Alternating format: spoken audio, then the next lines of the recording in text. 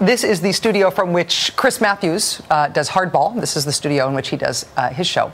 And when I saw Chris earlier this afternoon, because we're in D.C., you can just hang out, right? Chris and I were talking about the art of retail politics at times like this, about how presidential candidates at this point in the year, in the primary season, they have to really be good at the physical art of retail politics, which means shaking a ton of hands. And it's not necessarily an easy thing to do. People like Bill Clinton and George W. Bush, the really successful politicians, the people who really mastered the primary process, at times of the year like this, in states like Iowa, they would not let people leave a room they had been in without shaking every single person's hand. They would shake every single hand in the room before they'd leave the room. That is what candidates need to do to win. That is what candidates are taught to do at this time of year when they go to Iowa, when they go to New Hampshire, when they go to these early primary states. There is a physical art to running for president, and at this time of year, it is about touching people. And so what do?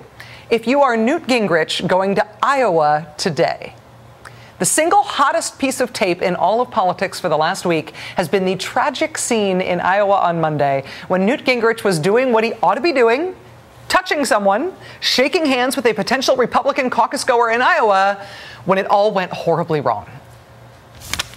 What you just did to Paul Ryan is unforgivable. I didn't do anything to Paul Ryan. Yes, you did. You undercut him and his allies in the House. No, I said... You're an embarrassment to our party. I'm sorry you feel that way. Why don't you get out before you make a bigger fool of yourself?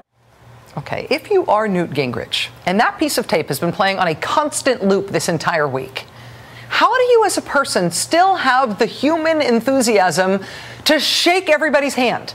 Don't you kind of flash back to that experience? Doesn't that make it harder to refuse to leave any room in which you have not shaken every hand, particularly in Iowa? I don't really understand it, but I guess that's why these guys really get paid the big bucks. Newt Gingrich was, in fact, back in Iowa today. There he is, touching people. But the stars are still just not aligning for him. At a time when he, for example, is trying to sound humbled by what he now says was a grave mistake in criticizing the Republican Paul Ryan kill Medicare plan, Mr. Gingrich proved once again that however humble he wants to sound, he does not have the whole humble thing in his oratorical arsenal. It's going to take a little while for the news media to sort of realize you're getting a chance to cover something that happens once or twice in a century. A genuinely grassroots campaign of very bold ideas. I expect it to take a little while to sink in. Newt Gingrich's campaign, according to him, is the sort of campaign that only happens once or twice in a century. And the media is just going to have to come to grips with that. Despite Mr. Gingrich's very robust self-image, things do not seem to be going his way in this campaign. I mean, who knows? Maybe he will surprise us all and go on to become the Republican nominee and win the White House. But today, while appearing in a place called Waterloo, Iowa, Waterloo famous for three things: one, sounding like it might be a foreign toilet joke; two, being where Napoleon met his end; and three, being an ABBA song. While appearing in a place called Waterloo today, while everybody thinks his campaign is either over or a joke now, in the middle of addressing the Waterloo crowd, things are just not going Newt Gingrich's way. In the middle of addressing the crowd in Waterloo, this happened.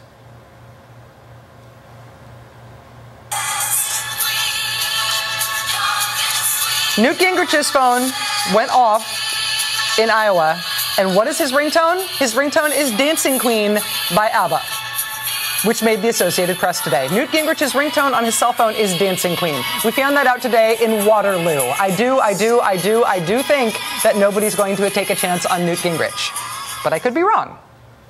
Fernando. Here's the larger point, though.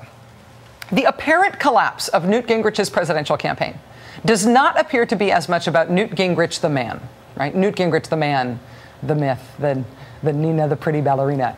It is not about Newt Gingrich personally. It appears to be about the way he has screwed up in Republican political terms and what that tells us about the country right now. Mr. Gingrich's downfall was criticizing the Republican Paul Ryan kill Medicare plan. But that plan has turned out to be a trap on both sides for Republicans, because as much trouble it has caused Newt Gingrich to criticize it, it has caused other Republicans even more trouble to have endorsed it. On Tuesday, this upcoming Tuesday, there's going to be a special election for a congressional seat. Yes, it is this congressional seat. Remember him? Christopher Lee. Yeah, he's no longer a congressman, although he may still be in excellent shape. Christopher Lee's congressional seat will be subject to a special election on Tuesday in New York 26, which is a very Republican district in upstate New York, in a district where Republicans shouldn't have to spend 1 red cent in order to elect a mainstream Republican candidate. That district is so red. The Republican Party and Republican allied groups like Karl Rove's No Donor Disclosure Group, they have already spent more than $1 million there to try to hold on to the Republicans' chances for that seat in that special election. There is a Tea Party candidate who's weakening the Republican from the right, although he does not seem to have a chance to win himself. But there's also an unexpectedly strong challenge from the Democratic candidate, whose political traction is being attributed to the fact that she seems to be a pretty good candidate. And also, the Republican in the race said she agreed with Paul Ryan on killing Medicare. The Republicans are now pulling out all the stops to try to make this Medicare gaffe go away for that one Republican candidate in New York's 26. They are also trying to bring as many national Republican resources they can bring to bear on this little district to avoid the national embarrassment of losing or even having to fight a closely fought battle for a seat in a district that is that red. But again, this Paul Ryan thing is such a disaster from them. They cannot get away from it, even as they are trying to in this one district so specifically. What they tried to do as their closing argument in this district this week for this Republican candidate, Jane Corwin, who is struggling because she said she'd vote to kill Medicare. What the Republicans are doing now is that they have started running robocalls for her. Who are the robocalls from? The robocalls are from this guy. This is Lieutenant Colonel retired and Congressman Alan West with a critical Tea Party alert. Jane's opponents have only one goal, and that is to scare seniors. Jane will be a fighter on Capitol Hill to preserve Medicare for our future generations. To preserve Medicare. She'll be a fighter for the Medicare.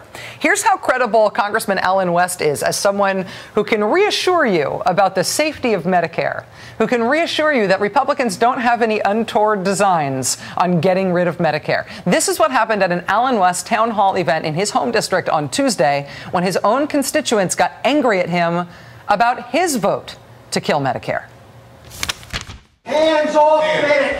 Hands off Medicare! I will take my hands off Medicare, and when there is no Medicare, then I will come and see you, sir. I will take my hands off Medicare when there is no Medicare, and then I will come and see you, sir. Remember, he's the star of the new robocall in New York 26 to convince any scared elderly people up there that Medicare is safe with him. Safe with the Republicans. In the House, Lord knows why, but House Speaker John Boehner had all of the Republicans in the House go on record and cast a vote on the Paul Ryan kill Medicare thing. So the 235 out of 239 House Republicans who voted for this thing are all vulnerable to that kind of anger from any of their constituents who don't want Medicare killed. Republicans in the Senate are not yet on the record in terms of how they feel about the Paul Ryan kill Medicare plan, but as they see how it is playing out as a political disaster for Republicans across the country, for presidential candidates, for House candidates, for serving members of the House, Republicans in the Senate are trying to keep that problem out of the Senate. An anonymous Republican senator telling the Hill newspaper today that Paul Ryan made a serious tactical mistake by spelling out Medicare reforms in his budget plan. The Hill also reporting that the Republican leadership in the Senate will not whip Senate Republicans on this vote. They will not pressure or expect Republicans to vote for it when it comes up. Which is very good news for somebody like Republican Senator Scott Brown of Massachusetts.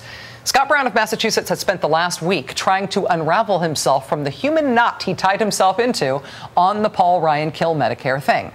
It's kind of an amazing story. On Friday, Scott Brown said in a speech that he supported the Ryan plan. He said, quote, specifically, "I will vote for it." A few days later, his aides explained that when he said, "I will vote for it," he didn't actually mean, "I will vote for it." They said he wasn't saying how he'd vote on the bill when he said, "I will vote for it." He didn't mean that at all. Now, almost a week later, Scott Brown has gone from "I will vote for it" to this. The way that the Medicare and Medicaid proposals and a lot of other proposals in that bill are right now, no, I can't support it. So having said he will vote for it, and then saying he didn't mean it when he said he will vote for it, Scott Brown now says he will vote against it, adding this for good measure. I've made that very clear. Yes, you have made that very clear, sir. If you want to see just how much this Republican Paul Ryan kill Medicare thing has taken over U.S. politics right now, you have to look at the Democrats, too. The top Democrat in the House, Nancy Pelosi. Where is Nancy Pelosi this week? The House is not in session here in D.C., so members of the House can be anywhere in the country. Where has Nancy Pelosi gone? Where's the top Democrat gone? Has she gone home to her district, to California? No. Nancy Pelosi this week has gone to Paul Ryanville. Nancy Pelosi is in Wisconsin, making sure that Paul Ryan and his kill Medicare plan stays on the front pages as much and as long as possible.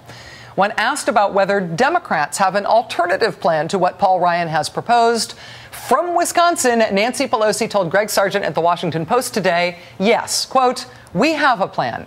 It's called Medicare. The fight of this Congress and beyond will be to preserve Medicare and not have it abolished. The three most important issues we should be talking about are Medicare, Medicare, and Medicare. You know, when you repeat it like that, Medicare, Medicare, Medicare, kind of has a nice Medicare.